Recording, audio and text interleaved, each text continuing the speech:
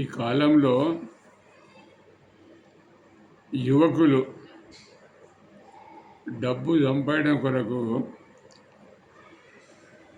Real estate కొరకు ప్రయత్నాలు చేస్తున్నారు.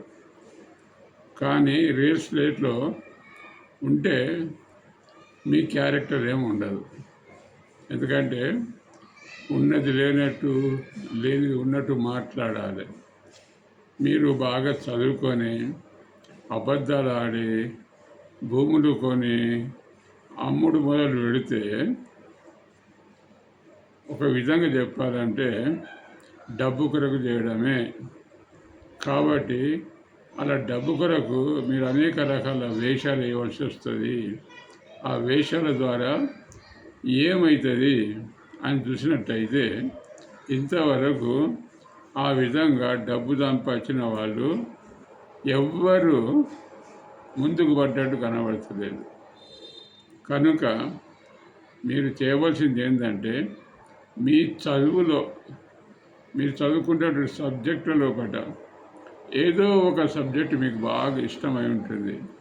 దానిని మీరు ఒక అన్వేషణయుతంగా, ఒక జిజ్ఞాసతోటి మీరు ముందుకు వచ్చి దాన్ని డెవలప్ చేసుకుంటే హాయిగా మీరు బతకవచ్చు.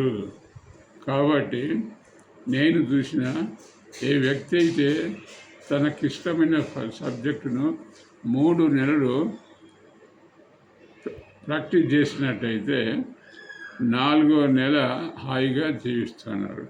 కాబట్టి ఇలాంటి పనులు చేయాలని చెప్పేసి రాడికల్ మెరిటోక్రటిక్ పార్టీ ప్రయత్నిస్తుంది.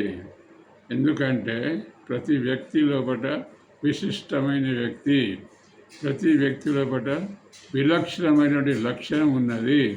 అందుకొరకు అది డెవలప్ చేయడమే రాడికల్ మెరిటోక్రటిక్ పార్టీ యొక్క ఉద్దేశం. కాబట్టి మీరందరూ ఒక విధంగా చెప్పాలంటే గుంపులుగా వచ్చి రాడికల్స్ అని చెప్పుకుంటూ రాడికల్ మెరిటో పార్టీలో వస్తారని చెప్పి ఆశిస్తూ మీ అందరికీ ఆహ్వానం పలుకుతున్నా.